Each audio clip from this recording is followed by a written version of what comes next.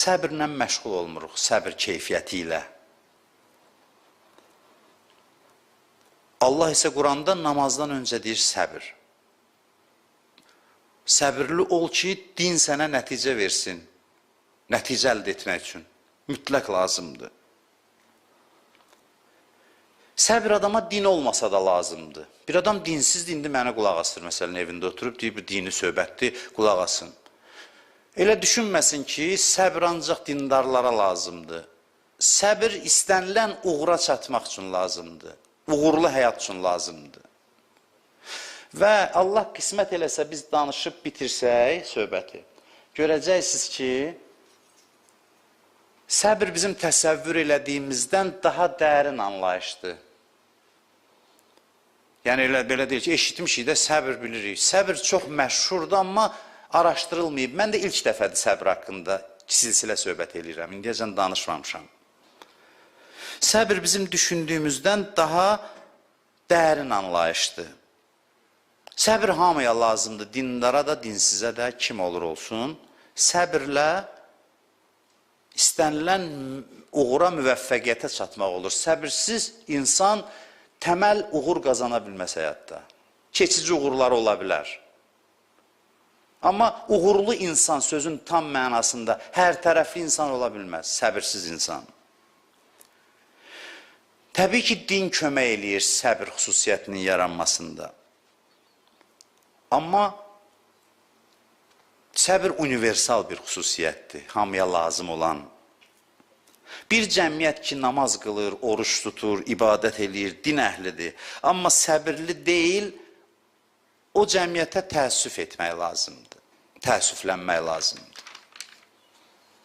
Səbir xüsusiyyəti olmayan cəmiyyətə. Dindarlar bəzən ailələrində övladlarına namaz öyrədir, ibadət öyrədir, amma səbri aşılamır. Bu uğurlu tərbiyə deyil. Bunların hamısına toxunmağa çalışacaq, zaman fürsət versə. Səbir olmasa iman naqis olur, bəhrə vermir.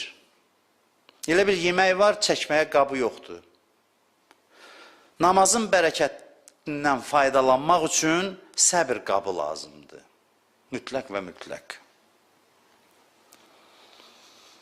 Həyatımız da indi səbrə mane olur, həyat tərzimiz. Keçmişdə kənd evlərində, indi çox kənd evlərində də az qalıb, amma yaşayış, həyat tərzi başqa idi. Hər şeyi evdə eləyirdilər. Məsələn, deyək, çörək bişirir, ana uşaqların gözü qabağında. Hətta buğdanı özləri üyüdürdülər, una çevirirdilər, əl dəyirmanında. Bu proses idi. Ondan sonra, un olduqdan sonra xəmir eləyirdi, onu yoğururdu, yapırdı, çörək pişirirdi. Bir proses idi ki, gözləməliydin. Hədislərdə var ki, çörəyi evinizdə pişirin özünüz. İndi bunu heç kəs əməl eləmir. Şəhər həyatında ümumiyyətlə mümkün deyil. Yəni, əməl etmirlər. Amma bu özü özlüyündə həyat tərzi uşağın gözünün qabağında baş verir axı. Şuuraltı olaraq onda nəticəyə çatmaq üçün səbirli olmaq lazımdır bir fikrini yaradırdı.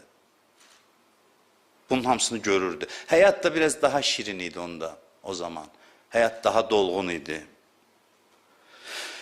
Deyirlər ki, məsələn, uşaqlara ağac əkdirin, öz ağacı olsun, ona qulluq eləsin, neçə ildən sonra bar versin.